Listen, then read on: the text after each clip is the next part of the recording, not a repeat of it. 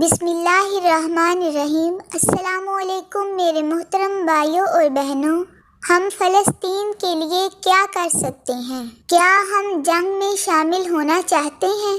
اس مضمون کو آخر تک سنیں۔ ہم وہ کر سکتے ہیں جو رسول اللہ صلی اللہ علیہ وآلہ وسلم نے خیبر میں کیا تھا۔ یہود خیبر کو نہیں بھولے، ہم بھول چکے ہیں۔ خیبر کے قلعوں میں پناہ لینے والے یہودی کھانے پینے کا سامان لے کر ہمارے نبی حضرت محمد صلی اللہ علیہ وآلہ وسلم کے جانے کے منتظر تھے۔ خیبر کے قلعے ایک ٹھوس اونچی جگہ پہ تھے کہ اگر آپ نے تیر مارا تو وہ آپ کے پاس واپس آ جائے گا، اگر آپ پتھر بھی پھینکو تو ان کے پاس نہیں جائے گا۔ خیبر تباہ نہیں ہوا، خیبر ابھی تک فتح نہیں ہوا، تو پھر آپ صلی اللہ علیہ وآلہ وسلم نے کیا کیا؟ اسلامی فوج کئی دن تک محاصرہ کیے انتظار کرتی رہی، لیکن یہودیوں نے قلعہ نہیں چھوڑا۔ مسلمانوں کا ذخیرہ اور ان کے حوصلے ختم ہونے والے تھے۔ پھر ہمارے پیارے نبی حضرت محمد صلی اللہ علیہ وآلہ وسلم نے ایک حکمت عملی تیار کی۔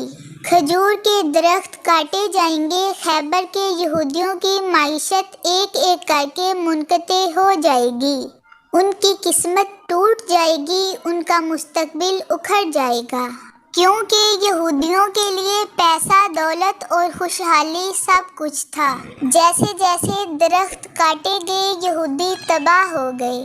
درختوں کے کٹ جانے کے بعد یہاں رہنے کا کوئی فائدہ نہیں ہوگا۔ انہوں نے ایک معاہدہ کیا اور یہودیوں کے دارالحکومت خیبر سے اتنا سامان لے کر چلے گئے جتنا وہ لے جا سکتے تھے۔ اگر آج آپ اور ہم جنگ خیبر میں شامل ہونا چاہتے ہیں تو درخت کاٹنا شروع کر دیں۔ آج آپ لعنت بھیجیں گے تو بھی آپ کی آواز یہودیوں تک نہیں پہنچے گی، پتھر پھینکو گے تو اسرائیل تک نہیں جائے گا، اگر آپ تیر بھی ماریں گے تو وہ بھی ان تک نہیں جائے گا۔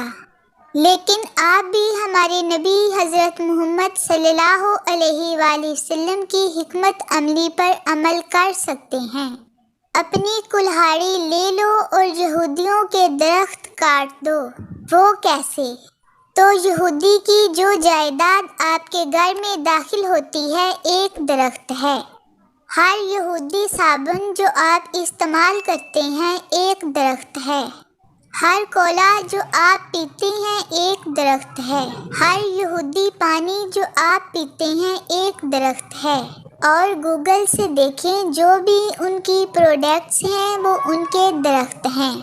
لہٰذا جنگ میں شامل ہوں، بائیکاٹ کی کلہاڑی اٹھائیں اور یہودیوں کے درخت کاٹ دیں۔